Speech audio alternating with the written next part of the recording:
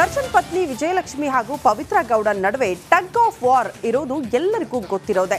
ಇದೀಗ ಪತ್ನಿಯ ಅಧಿಕಾರ ಚಲಾಯಿಸಿರುವ ವಿಜಯಲಕ್ಷ್ಮಿ ಪೊಲೀಸ್ ಆಯುಕ್ತರಿಗೆ ಪತ್ರ ಬರೆದಿದ್ದಾರೆ. ಈ ಕುರಿತ ರಿಪೋರ್ಟ್ ಇಲ್ಲಿದೆ ನೋಡಿ.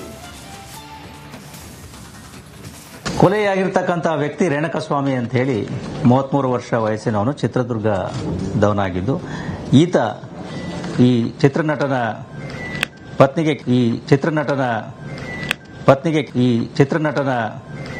ಪತ್ನಿಗೆ ಕೆಲವೊಂದು ಡೆರೋಗೇಟರಿ ಮೆಸೇಜಸ್ ಅನ್ನು ಕಳಿಸಿದ್ದೆ ಅನ್ನೋದರ ಆಧಾರದ ಮೇಲೆ ಈ ಒಂದು ಘಟನೆ ನಡೆದಿದೆ ಅಂತಕ್ಕಂಥದ್ದು ಪ್ರಾಥಮಿಕ ವಿಚಾರಣೆಯಲ್ಲಿ ಗೊತ್ತಾಗಿದೆ.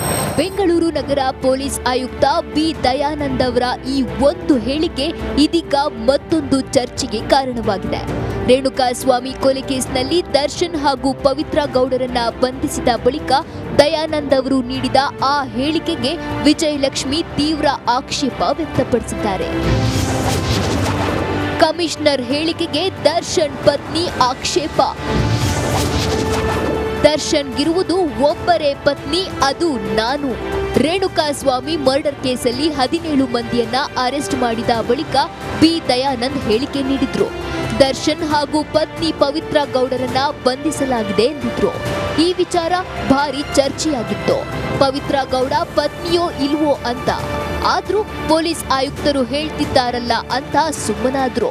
ಕೊಲೆಯಾಗಿರ್ತಕ್ಕಂಥ ವ್ಯಕ್ತಿ ರೇಣುಕಸ್ವಾಮಿ ಅಂತ ಹೇಳಿ 33 ವರ್ಷ ವಯಸ್ಸಿನವನು, ಚಿತ್ರದುರ್ಗದವನಾಗಿದ್ದು ಈತ ಈ ಚಿತ್ರನಟನ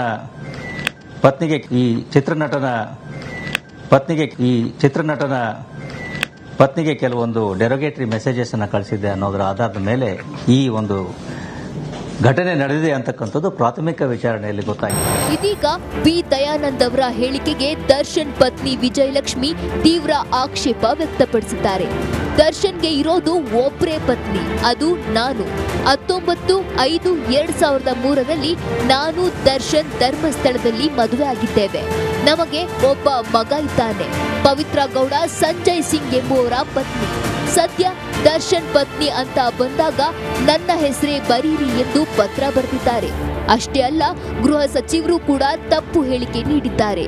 ಕಾನೂನಿನ ಪ್ರಕಾರ ದರ್ಶನ್ಗೆ ಇರೋದು ಒಬ್ಬರೇ ಪತ್ನಿ ಎಂದು ಪತ್ರ ಬರೆದಿದ್ದಾರೆ.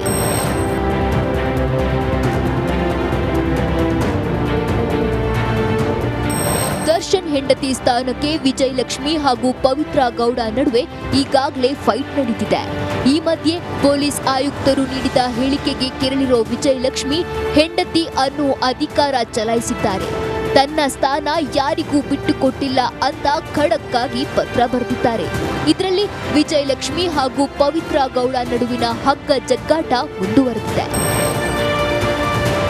Bureau report, republic Kannada.